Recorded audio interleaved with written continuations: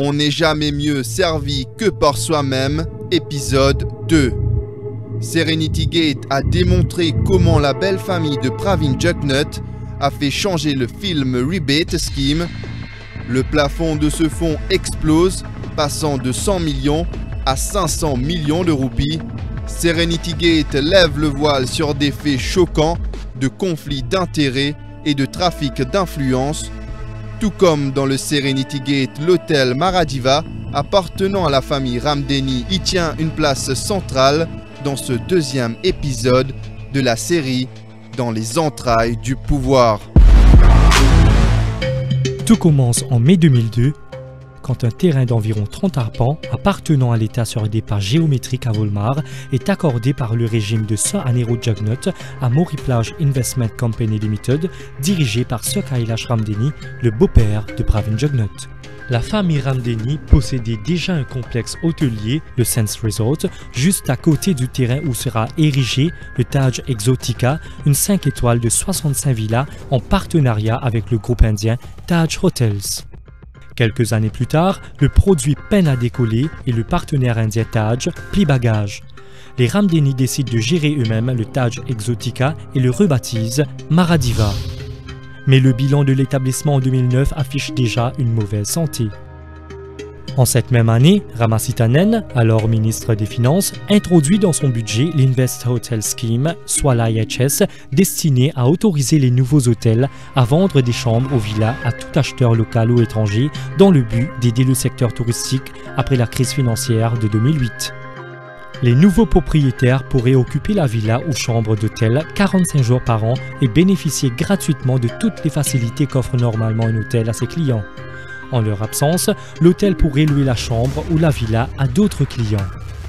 Le hic, seuls les hôtels nouvellement construits sont éligibles sous l'Invest Hotel Scheme et pas les hôtels existants. Le certificat est émis par l'ex-BOI une fois que tous les critères requis sont remplis par le promoteur. Mais il y a un autre os. On ne peut vendre des propriétés se trouvant sur les terres de l'État aux acheteurs étrangers, contrairement aux projets IOS et autres OIS qui, eux, peuvent l'être après approbation du bureau du Premier ministre car ces projets se trouvent sur des terres privées. Les étrangers étaient et sont réticents à acheter des villas au bord de la mer sans bénéficier de la citoyenneté mauricienne. Le gouvernement Jugnut proposera la vente de passeports mauriciens aux étrangers. Madam Speaker, on our transformative journey, it will be imperative and indeed crucial that we further open up our economy and country to the rest of the world. To this end, the EDB will manage two schemes to attract high net worth individuals who satisfy defined criteria and after due diligence.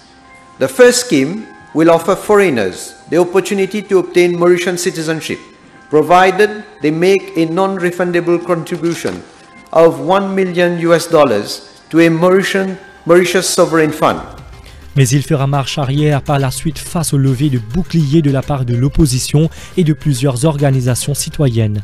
Le quotidien L'Express du 25 juin 2018 a d'ailleurs maintenu que Charles Cartier, le président de l'Economic Development Board, avait bel et bien rencontré Dominique Bolli de Henley & Partners une semaine avant la présentation du budget 2018, au cours duquel la vente de passeports a été annoncée par Pravin Jugnut. Ce problème a été évoqué au Parlement par Shakil Mohammed, chef de file des Rouges.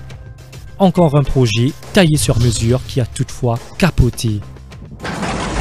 Revenons en 2010. La désignation de Pravin Jugnut comme ministre des Finances sous le gouvernement MSM Parti travailliste PMSD apporte une lueur d'espoir pour Maradiva qui est déjà au bord du gouffre.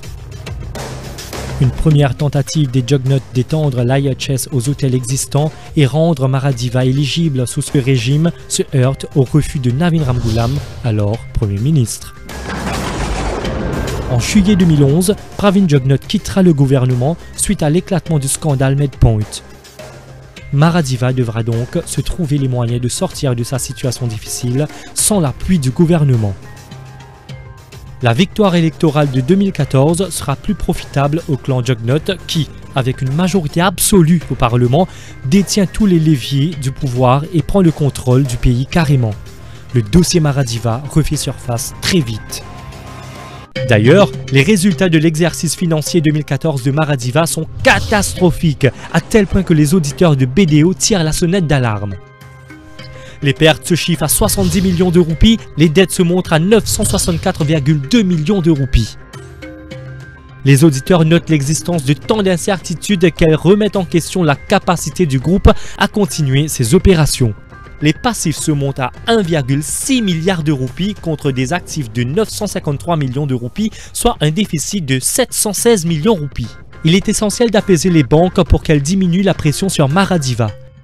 D'où le branle-bas de combat chez le clan Jugnut Ramdeni. La marmite entre en ébullition. Objectif, sauver Maradiva à tout prix en changeant la loi régissant les IHS. Tout comme Navin Ramgoolam en 2010, Vishnu Lakshminaraydu refuse d'accéder à cette demande. Le Finance Bill 2015 est d'ailleurs présenté par lui sans cet amendement tant attendu pour sauver Maradiva. Le Premier ministre, Sir Anirudh Jugnut, préside même une réunion à laquelle sont conviés Vishnu Lakshminaraydu, alors ministre des Finances, Pravin Jugnut, ministre des TIC.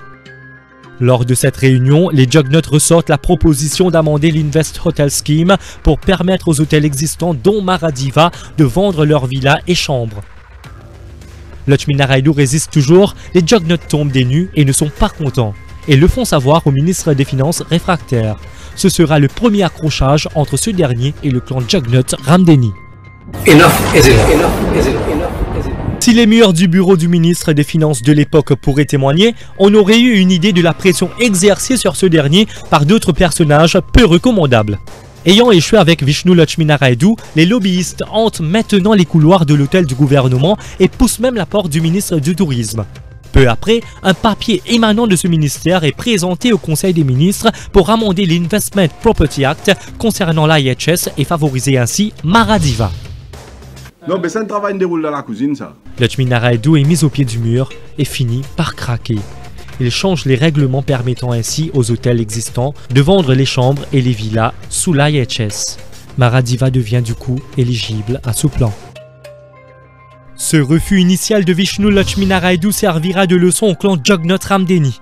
Le contrôle du pouvoir n'est pas complet sur le portefeuille des finances. L'affaire Serenity le prouvera d'ailleurs de manière éclatante. Ils auront la tête de Lakshminaraydu sur un plateau dans l'affaire Euroloan qui verra Sir Anirudh le remplacer à ce poste. Pravin Jugnut sera propulsé aux commandes des finances après la décision de la Cour suprême en sa faveur dans l'affaire Medpoint. Il deviendra Premier ministre quelques mois plus tard dans le fameux deal Papa Piti. Ce n'est pas fini pour autant. Pour pouvoir vendre ces villas, il faut qu'elles soient libres de tout encombrement. Comment faire ? Tout simplement en créant une nouvelle entité à partir de l'hôtel existant. Et l'on voit Kobita Jugnut qui vient aussitôt à la rescousse de son frère. Le 6 octobre 2016, Moriplage Beach Resort Limited, la compagnie possédant Maradiva, décide de vendre une partie de l'hôtel, soit 34 des 65 villas à Moriplage IHS One Limited, compagnie créée, tenez-vous bien, depuis le 19 mai 2011 en anticipation du changement attendu. Cette compagnie entièrement détenue par Moriplage Beach Resort Limited elle-même. Et c'est Kobita Jugnut qui représente Moriplage IHS One Limited, l'acheteur, alors que le vendeur Moriplage Beach Resort Limited est représenté par son frère Sanjeev Ramdeni. L'Express du 28 octobre 2016 a déjà détaillé longuement cette démarche. Les Ramdeni sont satisfaits car ils ont pu obtenir promptement leur certificat pour vendre 34 villas de luxe et créer cette nouvelle compagnie. Ce certificat leur permettra surtout de respirer un peu car la pression des banques est désamorcée, pour le moment du moins. La MCB et la SBM, leurs banquiers, leur accordent le temps nécessaire pour faire le marketing des villas dont le prix à l'époque est de 28 millions de roupies l'unité. Les revenus attendus sont presque d'1 milliard de roupies. Pour le marketing justement, on verra le directeur général de Maradiva, Sanjeev Ramdeni, prendre des ailes. Il foulera même le tapis rouge du festival de Cannes fréquenté massivement par la Jet Set. Ce voyage comprendra aussi des cadres de la State Bank et bien entendu Anil Gayan. La source du financement de cette campagne de promotion demeure d'ailleurs obscure. On verra également Sanjeev Ramdeni lors du lancement du film flop Serenity et il sera aussi aperçu dans nombre d'autres événements internationaux. Le plan était de présenter aux étrangers fortunés la possibilité d'acheter une villa pied dans l'eau plus le passeport mauricien en poche. L'offre de Maradiva serait la plus attrayante car il n'y a aucun autre projet de villa construite sur des terrains de l'État au bord de la mer accessible aux étrangers. Des éléments troublants qui soulèvent des interrogations sur de possibles cas de conflit d'intérêts et de trafic d'influence.